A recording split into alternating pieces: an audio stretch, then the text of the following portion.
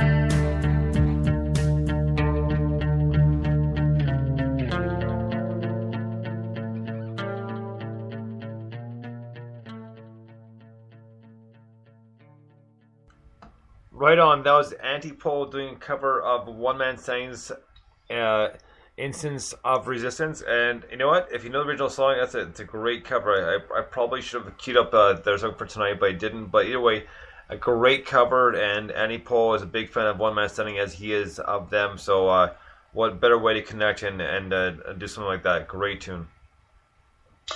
Yeah, it's fantastic. I think it's funny actually. There's a couple of covers on tonight, and I'm kind of like, why is it when we go and see I don't know what it's like over there, when we go and see a covers band over here, it's like summer of '69. Why aren't more people covering each other's tunes? And that should be what, sitting in the pub listening to a covers band is all about. You should have Hands of Blue knocking out a bit of Portishead, Antipole knocking out a bit of One Man Standing. I don't mind coming on and doing a little bit of the Clash, and that's a great night. Job done. But that's awesome. I've got a lot of respect for Antipole, as has OS, as we know. They're a fantastic is it duo or trio, Antipole? I can't remember, but they're a fantastic group. They do some really cool stuff, and they've got some really cool sounds. And I'm really pleased actually they've done that. I love that One Man Standing EP. That's one of the best EPs I've ever heard, and he is so talented. To even attempt to cover that is kind of phenomenal, really, and they've done a really, really good job. So nice one, guys, nailed it. Yeah, and we're hoping he comes back very soon. We know he's got a lot of stuff to deal with, and we hope everything's going well for him. And just so you know, Brian, that we're behind you all the way. So if you need anything, please feel free to contact us. And hope things go well for you and things kind of smooth out eventually. And we know there's a good reason. So again, we're behind you. Hope everything goes well. So let us know if you need anything at all. And was a big part of the show, and he still is. So we hope to have him back very, very soon. And until then. A big shout out to One Man Standing, Brian, and hopefully everything goes well for you. So next up, we're going to get to a new song by Q Cliche. This is off their new EP. This one's called A Lost Boys Anthem. Dig this.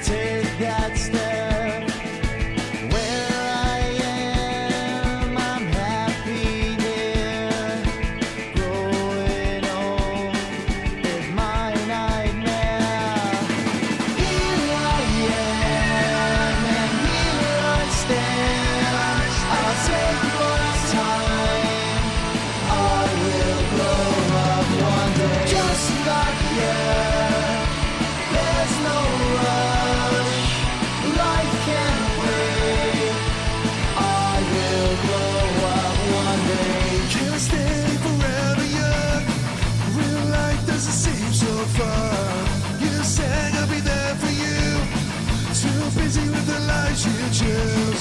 Tell everyone you're doing fine. Just keeping up your life online. Can't you look at the world we say?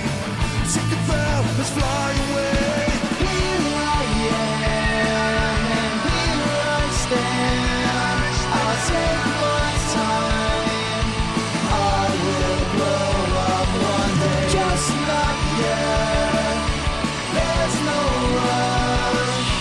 Life can wait. I will grow up one day.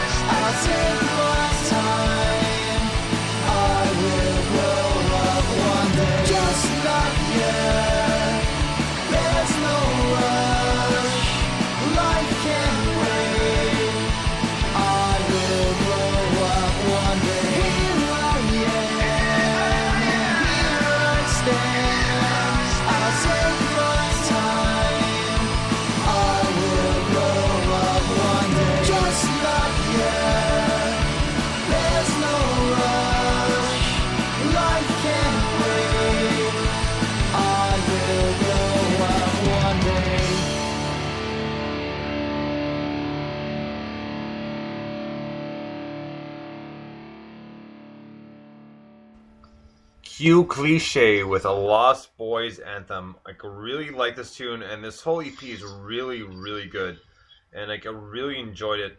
And we have, I think, like one, maybe two more songs on the EP to go, but a great band, and hopefully a band we'll have on NMS very soon. Yeah, they're a brilliant band actually, and they're I've said before, just their songs are really, really engaging and really kind of get to you. That particular song I love off of that EP, because that actually, speaking of bands covering other bands and everything else, that actually reminds me of Mr. Happy Chainsaw, and I do wonder if Q Cliche should do a Mr. Happy Chainsaw cover. How good would that be?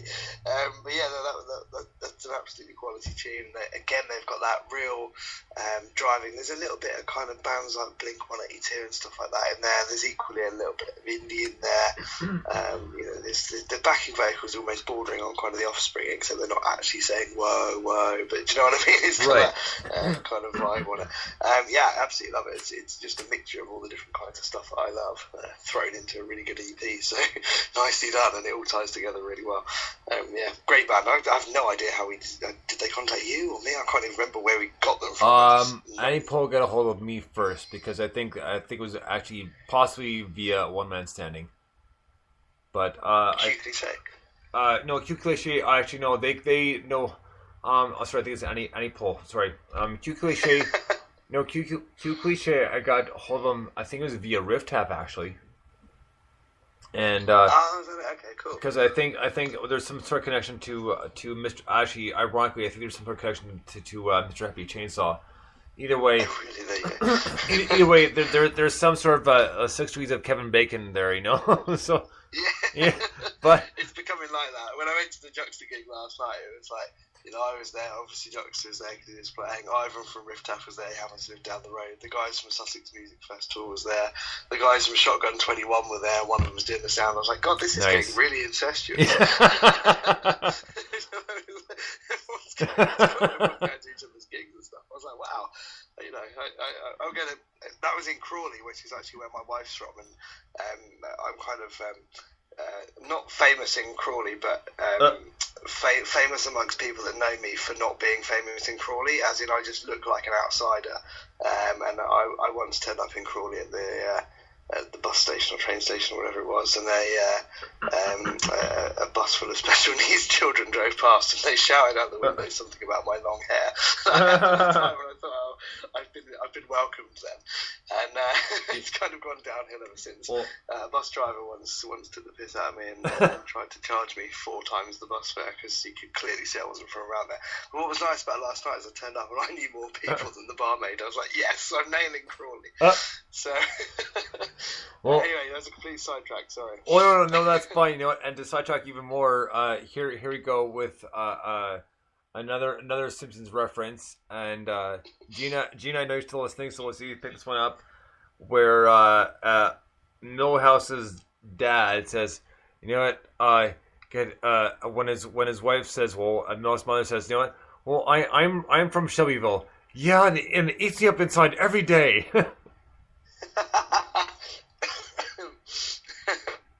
So that very good. There's your wife reference to Crowley right there. Just that one right there. That's it, man. That's how I feel. I am from Shelbyville. Yeah, they eat me up every day. Like Millhouse's parents were so funny. I mean, one of the funniest ones is when Millhouse is missing, and Wiggum's with the dogs, and they're like, are they gonna kill Millhouse, or are they gonna fight him and bring him back, or are they gonna kill him?